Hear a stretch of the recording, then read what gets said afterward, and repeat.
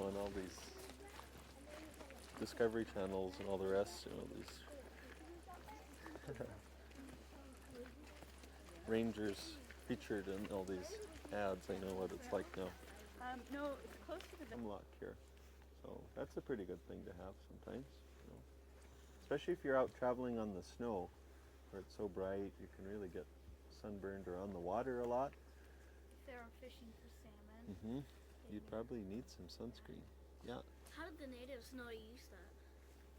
Well, again, that's one of those things. Somebody had to come along and kind of discover it. Experiment? Yep. Have to do a little experimenting. And there's the belief, there's a sense how it happened. What's one major distinction that you guys see between a hemlock and a Douglas fir? I mean, they look very similar, but if you look closely, Zoe, how do you see this difference? Pine's a little thinner, and it's not as thick. And also, it lays flat, right? When you look at it, Douglas fir goes all the way around, but if you look at a hemlock, it's flat. Mm-hmm. That's one way to distinguish the two. Because they look very similar from distance. Yeah. A little bit. Yeah, very much. You can also use the inner bark of the hemlock as a hunger suppressant. What's that mean? Yeah. If you're really hungry, it makes it so you're not. It makes it so you don't feel like you're hungry. Exactly. And sometimes during the winter time, especially when the salmon weren't running, there was no deer available, things got pretty lean for folks. They didn't have a lot of food. So sometimes they'd have to chew things like the inner bark of the hemlock to kind of try to keep your tummy from rumbling all the time and all that sort of stuff. So those were in the really hard times. People would actually be eating the inner bark of the hemlock. Yeah. What do they use for nets? The cedar bark, again, sort of weaving that, making it into, that's a pretty good use for the cedar. So if this was strong enough, I was maybe thinking that they use some of this. No, not too much. That's witch's hair there. It's not. What do you think? Does it look like witch's hair? Yeah. Yeah. So the cedar's a good source for making all sorts of things, including here's a good thing. Zach just pointed out. That all these little hemlocks are growing on this rotting tree. Do you guys Yep. know what you call this? 714 booth. Visitor center, direct.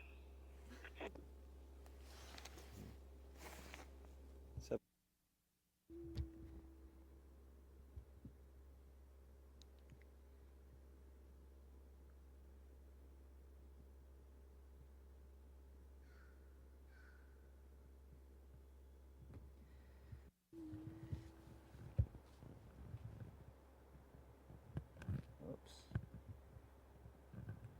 Okay, anytime.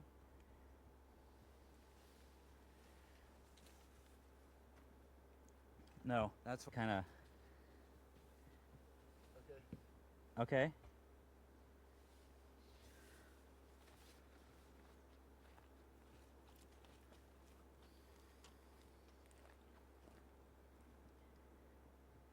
We do a safety. Perfect. And Peggy, how's the light and am I squinting? No, you're not. It's just, you just have to count it to your head. Okay, I'm going to count to 3 and then I'm going to start talking. Mulch demonstrations at the Soundscape Garden are going to help you visualize how adding a layer of some organic material like this fine bark can help your garden get through summers and through winters properly. The first thing about mulch is that it's going to help the garden hold water that is applied to it or that arrives in the form of rain. We're using a fine bark in this particular part of the garden. Other parts demonstrate other kinds of mulch.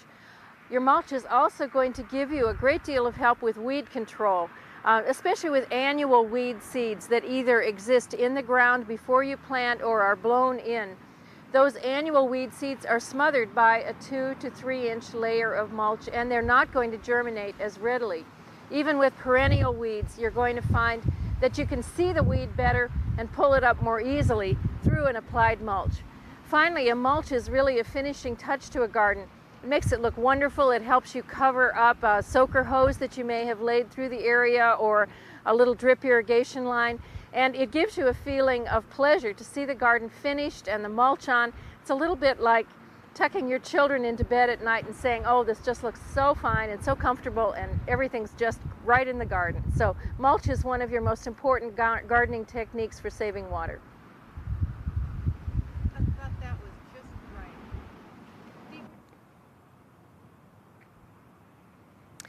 right. Mulch demonstrations at the Soundscape Garden are another way of our scratch it. I listened to Nick Walker this morning on television do 9 takes on trying to do 1 sentence. I'm just going, no, Nick. Okay, now the wind is back, so we're going to wait just a minute.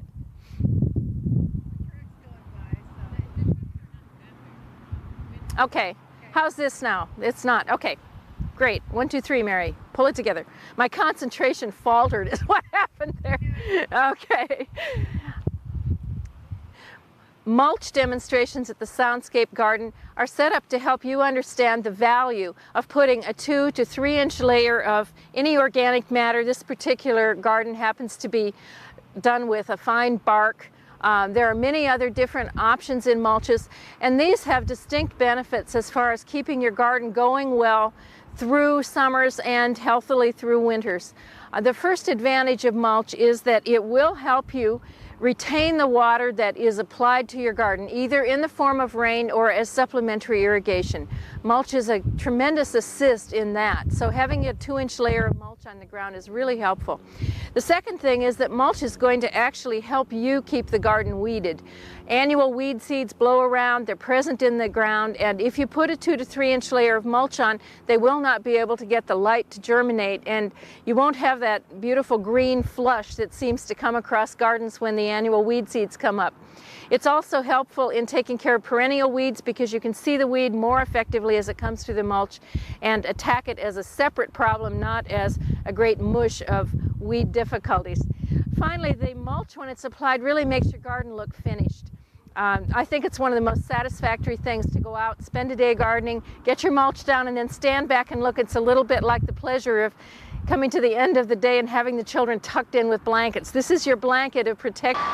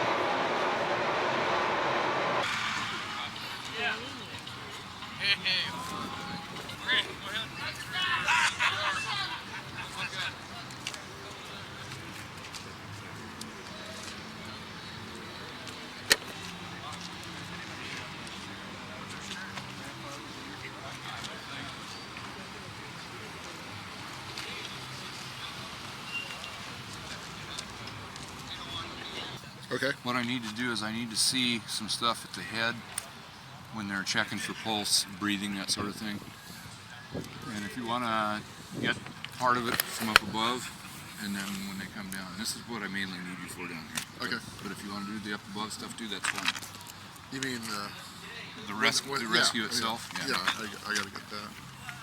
Or, if you want to come over on this side, because they'll be out of your way, you can get everything from here. From here? Okay, yeah, this actually be a better angle because I Okay. can get everybody's Sure. faces. Okay. That'll work.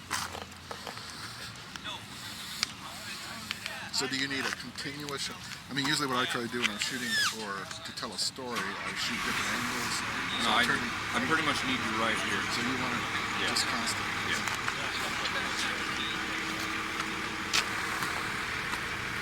Have to be a little quicker on that, Richard.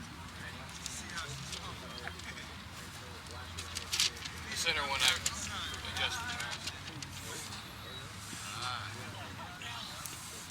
Still got good air. Need 0.82.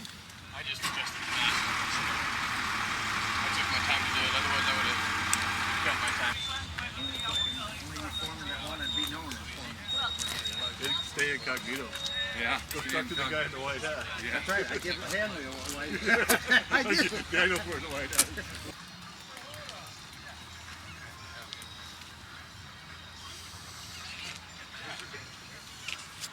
Sean. South end. Yeah, I got one team out of the south end. These guys were supposed to have a team, but his partner.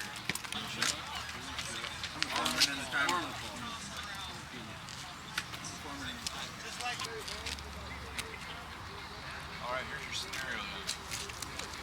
Two outside faders don't exist.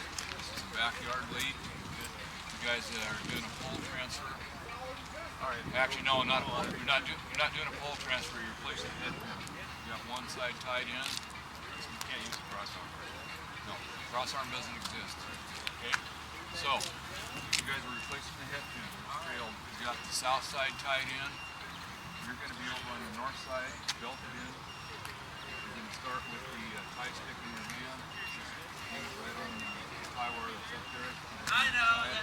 What happened was he realized that you guys had not disabled the transfer. You hadn't taken the legs out or anything.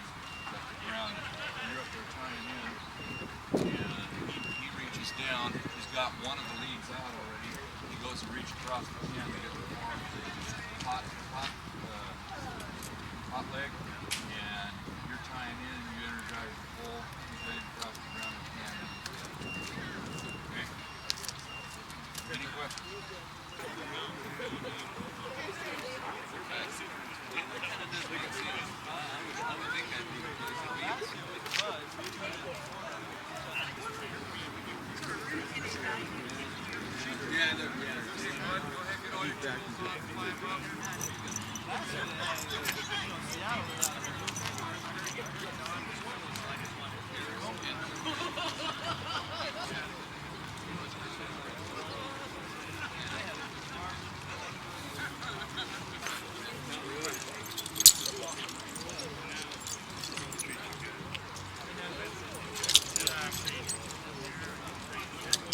I go like this, say go, all right?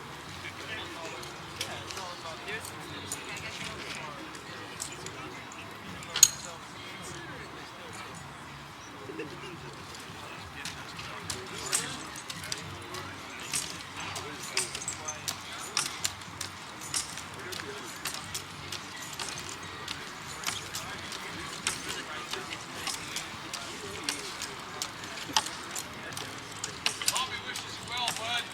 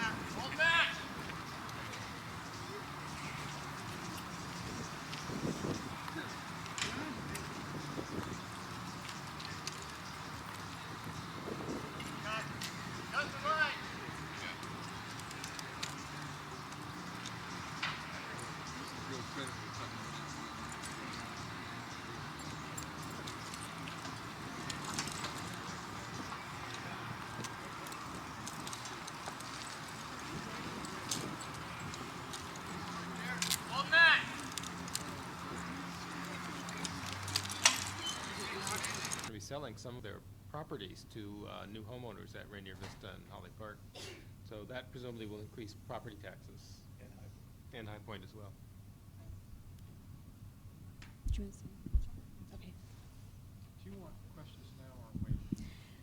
Got some questions about it. Go ahead, ask, and then I can. I just note that the neighborhoods category increases by 50% between 2002 and 2007, almost twice the rate that every other category. The next highest is the debt at 29%. Right. And then public safety. What explains the 50% increased costs in neighborhood services? Well, that's just what Richard Conlon was saying. Current services in particular. And what are you figuring on? I guess I'm just not. Right, and I said I would get back to that in a few minutes because I need to find that in my right. notes. For the public safety, some of it is jails. There's a big increase in the cost for the jails, for the cost of the King County jails. And the inflation rate just going forward in public safety for the wages and the health benefit coverage is higher. For debt, capital, and contingency, which we haven't gotten to yet, the step up there in additional debt services for what you authorized in bond ordinance for new projects, including the Justice Center. Is there any way to determine out of these increased costs which ones might be considered fixed cost increases in order to maintain the current level of services with inflators versus costs that perhaps might be deemed more discretionary or not yet committed to, or committed to but subject to uncommitting to? In all of those categories that you mentioned? Yeah, is there any way to really separate, things that we can change, things we can't change? Right, well. Like we're not likely to reduce the number of police officers on the street. But that is discretionary, so your public safety costs are more discretionary. The contracted, negotiated compensation and benefit cost is less discretionary once it's agreed to. I guess it So would that be component. helpful, not now, but to have some breakout, if it's possible, without unduly overtaxing you, areas that we have a greater degree of control or discretion over versus areas we don't. Just as a quick comment, the current category. Yeah, the current service numbers are essentially the inflation adjusted. For the current service numbers for 2003 are essentially not just inflation, but sort of a cost of service adjustment over 2002. So in some sense, they are a guess at what it would take to reproduce the services provided in 2002, and then under each of these categories, there are some additional expenses that we anticipate either they've been committed to or they're anticipated. So at some level, the current service number for 2003 is an answer to what it takes to reproduce 2002, again adjusted for sort of a guess at cost increases, which are essentially a little ahead of inflation.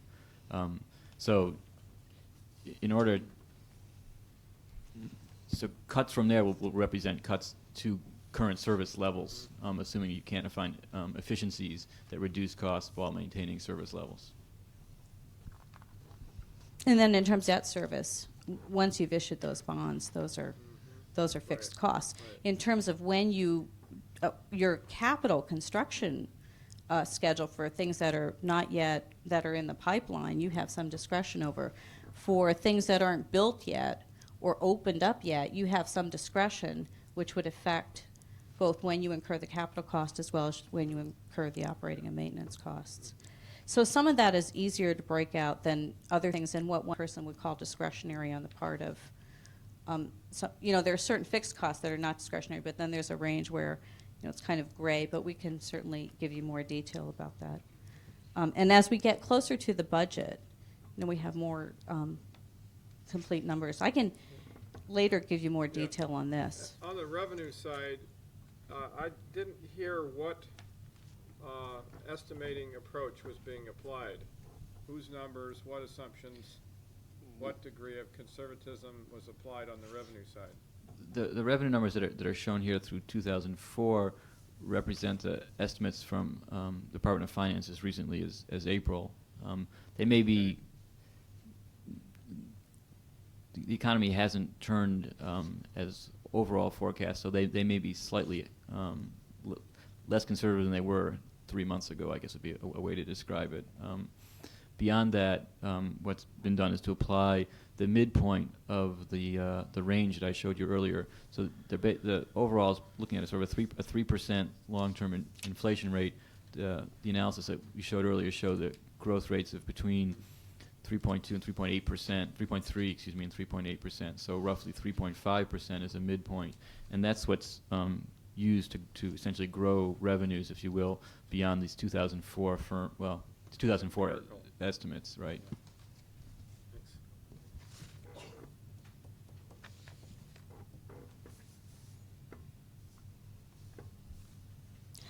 I'll just move on down the chart now. So we talked a little bit about the debt, capital, and contingency. This assumption also assumes a $5 million contribution beginning in 2003 to the CRF, the Cumulative Reserve Subfund, and that equals the level at which the city policy of general fund contribution to CRF. The reason it doesn't show up in 2002 is because in 2000, the revenues coming in were greater than what you had projected and anticipated, and you were able to actually essentially prepay the 2001 and 2002 amounts from the 2000 revenues. So that's why it shows a zero. It's not that the city reduced their commitment on the general fund component of that element. It's just that you had extra.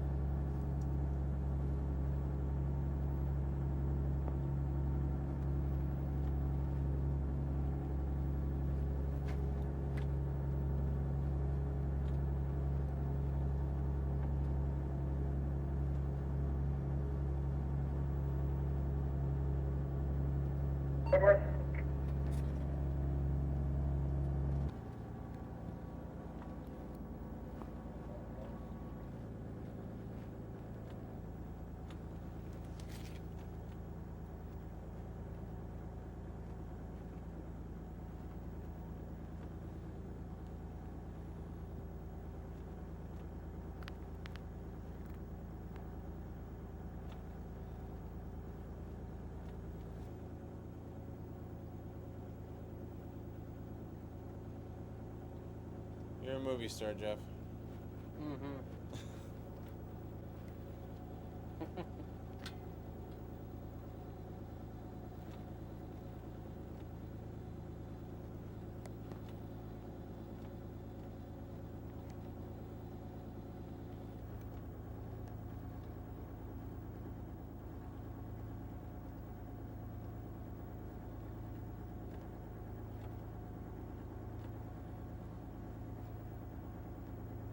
I'm okay. Testing. Okay. Well, why don't we talk about this? I mean, how big? You ready to roll? Okay.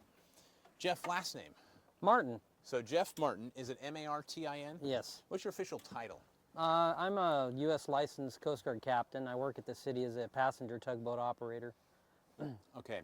Well, why don't you talk about this? Now, this is officially, is this called Diablo Lake? Yes, that's correct. Yeah, it's Diablo Lake. Or Is it?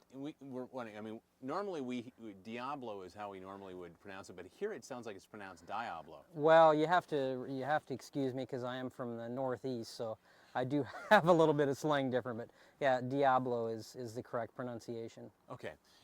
Diablo Lake. How big is Diablo Lake? Diablo Lake is about 3.5 miles in length, in total length. It averages a depth of about 150 feet up the canyon in depth, and it's over 400 feet here right at the dam. The now what? Okay.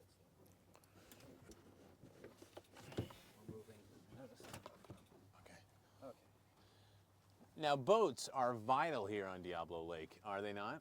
Oh, absolutely. To get any kind of equipment or personnel up to Ross Dam, it needs to go by way of either barge or boat. And you can also hike in, can't you? Yes, you can. You can hike in a short trail from Highway 20 down to the top of Ross Dam. It's about 1/8 of a mile hike, but very steep. And A little bit treacherous, but not too terribly bad. Most families can do it. Want me over here? Okay. Okay. And I'm rolling. All right. And so, so your main, when you transport, you're going from where to where most of the time, just so people understand? Well, we leave the Diablo barge landing end at this end, usually in the mornings. And you know, you're going to love me. I'm going to ask you to do it again when Sure. you say this end. Give all your reference, like Okay, towards near okay. the dam, and Okay. then we go to, and so people just know Okay. what parts of the, where the facilities are. Okay. roughly. When we leave the barge, we leave close to the Diablo boat landing end, close to Diablo Dam itself, and then we travel about 2.5 miles up the canyon to the Ross End, which would be east of here. So And what's at the end of the canyon? at the end of the canyon, we also have another barge landing, where we land the barge to take all the equipment off the barge and up toward the powerhouse for whatever maintenance reasons or equipment that they may need at Ross Powerhouse. So what kind of stuff are you typically transporting? We do everything from lubricants to, well, I guess that's not a bad, equipment for the generators to electrical supplies and this sort of thing. Peter, what specifically do we want to focus on? I notice you have radar on the boat. I mean, sure. I notice you got some instrumentation on the boat. Looked like radar, possibly. Mm-hmm. I mean, we're here on a gorgeous day. Why don't you tell us what it's typically like up here? Well, in the wintertime, we get a considerable amount of wind out of the northeast, which blows directly behind me, as you see, toward the dam in the wintertime. And then the summertime, it changes direction, and the weather can change adversely very, very quickly here. It can go from what you see here today to very cold, frigid conditions to what the northeastern or the northern people say is a whiteout. So the reason we have the radars is because when we're traversing the canyon in the boats, it gives us the ability to get back to, of course, where we came from by radar. So some of the work up here can be hazardous. Oh, most definitely, yeah. So you deal with different risks. Mhm. I'm trying to get people to. How often do you go up and down on a typical day? Okay. On a typical day, we go up and down in small boats, of course, traffic all day long, taking personnel in and out. The barge, we run a scheduled barge at least once a week, but normally it runs anywhere from 1 to 6 times a week, depending on how much work is to be done at Ross area. Hey, Peter, do you want him to address, I mean, just say, you know, any other areas you want? You're going to have to help me hold my hand through this. Any other areas you want to touch on? Why don't you talk about the fishing barge? Okay. Twice a day, we also run what's called, for many years now, the Fisherman's Ferry. And the Fisherman's Ferry starts down here close to the boat landing. And you can board the ferry at 8:30 in the morning and take a absolutely beautiful ride up the canyon to the Ross End, where you'll disembark at the Ross End dock. And it goes twice a day from 8:30 and then 3:30 in the afternoon. So it's also a good way to see the beautiful area of Diablo Lake, and you can also hike the trail out from the Ross End if you want to take your family up on the ferry. What's the fishing like, and what do you catch? In this lake we get Dolly Varden, rainbow trout. Up on Ross Lake they get a lot of rainbow trout because it is stocked, and there's a lot of good trout fishing up on Ross Lake also. And what's the fee for the general public? It's $5 one way per person. So. And when is that most popular? Typically during the summer? Yeah, it starts about mid-June. We get pretty busy, and then all the way through mid-October we stay pretty darn busy. And it is because it is so pristine up here, is the fishing pretty good? The fishing is excellent. The hiking trails and the wilderness in the Skagit area is really probably some of the best in the world, if not in the nation, because our mountains here are considerably steeper than the Rockies, and the wildlife is very unique, and the fishing is most excellent in some of the streams also. Okay, and we have footage here. You have footage of the. Okay. As far as you were saying very interesting things about how you have to remind yourself. You're working in a company town. I mean, why don't you give us a little bit? I mean, this is. Well, I asked you when do you notice this beauty every day? Because it's it is in front of you every day, and it must become just natural. It is very natural, but you do have to remind yourself on a daily basis the kind of beauty, and stop and really smell the roses, if you will. You have to have that kind of attitude up here. And the significance of this area is really, really amazing to just visit. But to live up here is, some mornings are breathtaking, some evenings are breathtaking. Sometimes you see things up here that you say to yourself that it's really, you're the only person that's going to see how beautiful that sun coming up over the mountain was. And it's a fantastic place to live. What's and what is it like? I mean, because you are so, I mean, isolated in many ways. What is it like to live and work here? Starting, and can you just check my audio? Sure, Once he you bet. starts talking. How's the, you want me to turn the boat again? No, it's fine. Okay. Because you are so isolated, what is it like to live and work here? Living up here is like you say, isolation. I prefer, I'm from a very small community myself. Living up here, like, it has the rewards of the natural beauty of the area.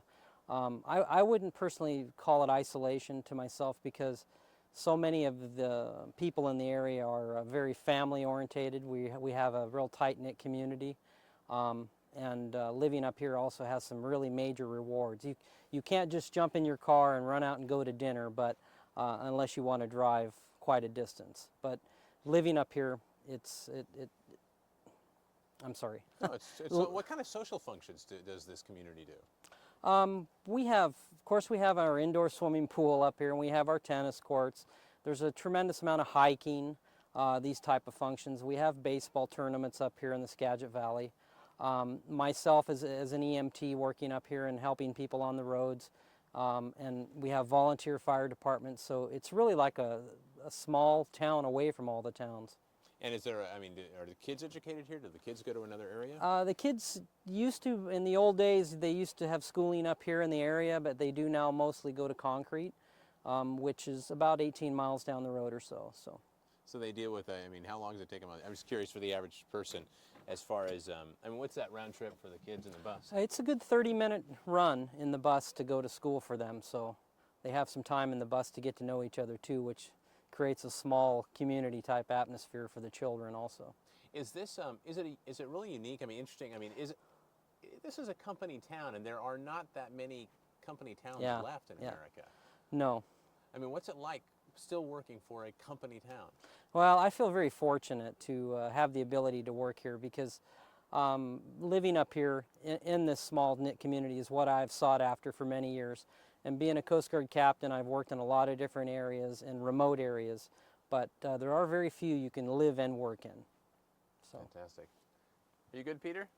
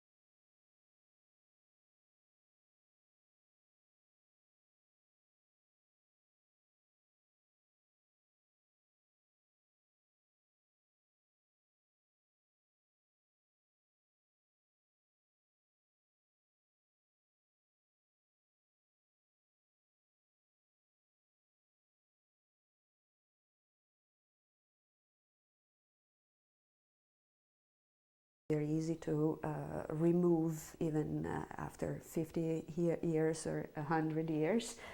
And for the larger loss right here, we had to match the texture, the surrounding texture, and we did that making a print of a close-by area with a dental resin, and then transferring that print, that texture, onto the filling materials. And it took also some local sculpting with the scalpel for that. Once that was done, we finally started the inpainting, the touch-up, and that was a fairly long treatment, and there were very many micro losses, very tiny little dots on top of the crests where the fibers of the canvas come up. Many areas have been abraded, and we had to take care of that. Then there were tears, major losses, and in that case we adopted a technique, especially down here. You can probably see that this loss has vertical lines if you close up on it. And the reason why we did that is to make it clear that's not original. I had to invent this. There's no documentation. We don't have that piece. We don't know how it was. There may have been a flower over there, but we will never know. So whenever we invent something like this curve or this little crests of the grass, we want to document it well and make it self-evident. That's not the artist. Elchin did not do that. That's my work.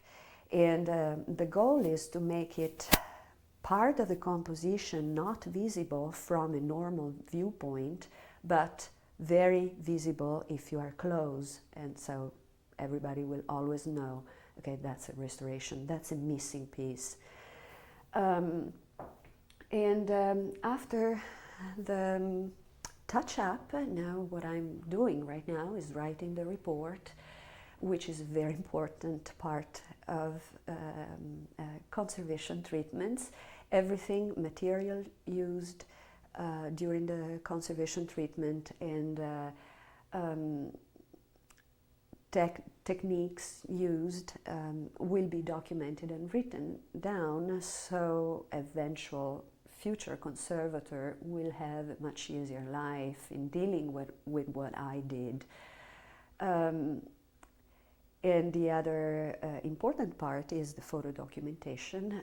The paintings were photographed before, during, and after the treatment, so we will always know what the surface looked like before, how that loss looked like before, and what was done, also through a visual documentation. Could you explain again, I'll do it a little bit closer, what you had to do there and why it's important that people know it's a restoration, and what you do to make sure that they know up close that it is. You can't see that? I can see it, but it's it is this area, and some of the, it goes up, but this is a very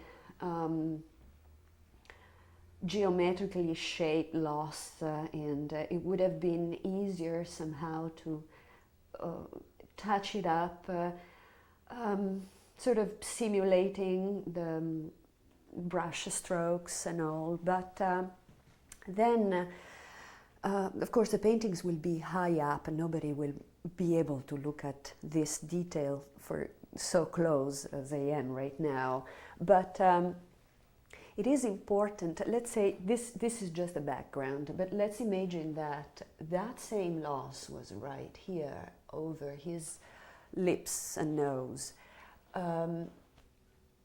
I will have to do something about it. I can't leave that loss evident because it will be quite a disturbance. Everybody will be drawn to that point. So I will have to make it disappear somehow. And I can go two ways. Either I really use a mimetic technique and it just disappears, and nobody except who has access to the report or the photo documentation, nobody will ever know that those lips are not by Jacob Elching, but are by a known artist, a conservator. So we try to make it evident to a close look. The loss will be integrated by using a technique with vertical hatches. There are many techniques, not just that one. That's the one that I know how to use. The effect gained is exactly the same. If you look at the actual loss down there, you don't see it from a normal viewpoint. But if you get close, you immediately see these lines, and you immediately understand that it cannot be possibly Jacob Elching. It must be a restoration. And that's very important if you think about a detail like that. A lot of times we look at paintings and we see things and we judge paintings from that particular detail, maybe a hand, one eye, but that particular detail is by a conservator. And we need to know that that is a conservation. It's a way of respecting the object and declaring in a very simple way, effective from a visual, because it's very effective, you don't actually see it. But it's a declaration of this is not original. I'm here because there was a loss here. Does this explain it better? Mm-hmm. Yeah, that's great. I just wanted to get another shot too, because I had some close ones. So the bullet points you were at, and then I interrupted you. And No, I'm finished. Okay. You did the touch up. Photo treatment report. And why? I think I phrased this question once before as when did conservators first realize that their work should be reversible, and why is that important? Mm-hmm. Well, art conservation has fortunately a history, and paintings were restored in the 17th century, 16th century, and many paintings got restored many times. And initially,